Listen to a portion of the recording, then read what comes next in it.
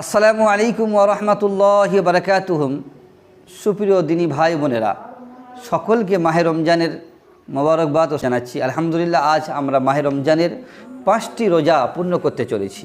আজ আমি আপনাদের সম্মুখে কি কারণে রোজা ভঙ্গ হয়ে যায়, তার সাথে সাথে রোজা কাফফারা এবং কাজা দুটি ওয়াজিব হয়ে যায়, সেই বিষয় নিয়ে আমি আপনাদের সঙ্গে কথা বলবো।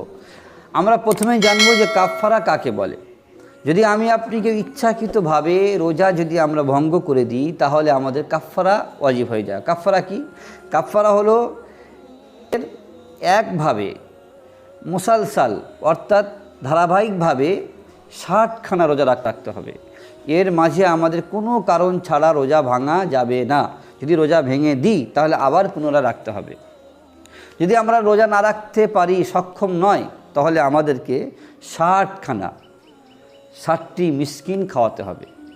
মিসকিন আপনি একদিনে খাওয়াতে পারেন বা ওই সমতুল্য পয়সা কাউকে দান করতে পারেন। এবার আসি আমরা কি কারণে আমাদের রোজা ভঙ্গ হয়ে যায়, পরবর্তী কাজা এবং কাফফারা দুটোই করতে হবে, সেই বিষয়ে আমি আপনাদের সঙ্গে আলোচনা করব।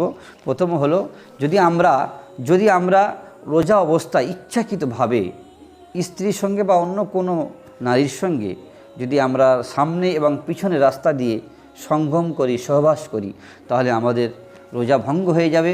পরবর্তীকালে আমাদের কাজা এবং কাফফারা দুটোই করতে হবে।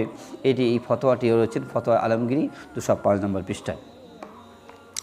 ঠিক তেমনভাবে যদি আমরা রোজা অবস্থায় যদি আমরা ইচ্ছাকৃতভাবে এমন কিছু জিনিস খেয়ে নিই, যে জিনিসগুলো সাধারণত আমরা খেয়ে থাকি, ইচ্ছাকৃতভাবে খেয়ে নিই, তাহলে আমাদের প্রত্যেকে রোজা কাজা এবং কাফফারা দুটোই করতে হবে। রোজা তো ভঙ্গ হয়ে যাবেই, তার সাথে কাফফারা এবং কাজা দুটোই করতে হবে। এটিও ফতোয়া আলমগীরি পৃষ্ঠা নম্বর 205 নম্বর এই ফতোয়াটি এসছেন।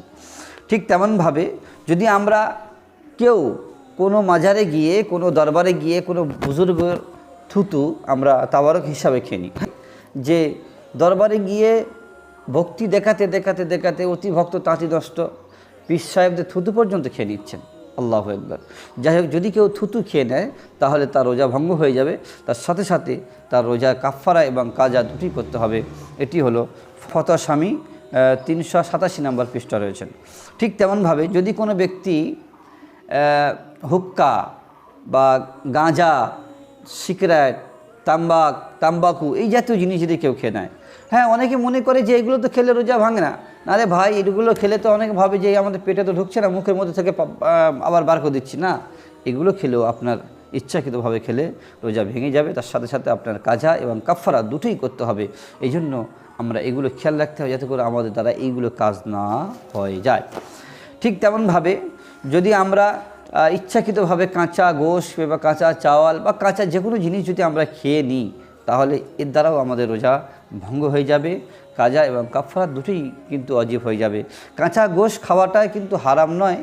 যদি আপনার রুচিসম্মত হয়, আপনি কাঁচা গোশত খেতে পারেন, খায় অনেকে, কিন্তু রোজা হালাতে এই কাঁচা গোশত, কাঁচা চাওয়াল কোনো জিনিস যদি ইচ্ছাকৃত খায়, তাহলে সেই ব্যক্তি উপরে রোজা তো ভঙ্গ হবেই, তার সাথে সাথে তার কাজা এবং কাফফারা দুটোই তার উপরে ওয়াজিব হয়ে যাবে। এই জন্য আমরা প্রত্যেকে মাহে রমজানের আল্লাহ পাক আমাদের রোজা রাখার তৌফিক দান করেছেন। এই রোজা হালাতে আমরা কেউ কোনো দিন আমরা রোজা ভাঙার চেষ্টা করব না। আল্লাহ পাক আমাদের প্রত্যেকের মাহে রমজানের রোজা রাখার তৌফিক দান করুক এবং আমাদের প্রত্যেকের রোজাগুলিকে কবুল করুক। আমিন।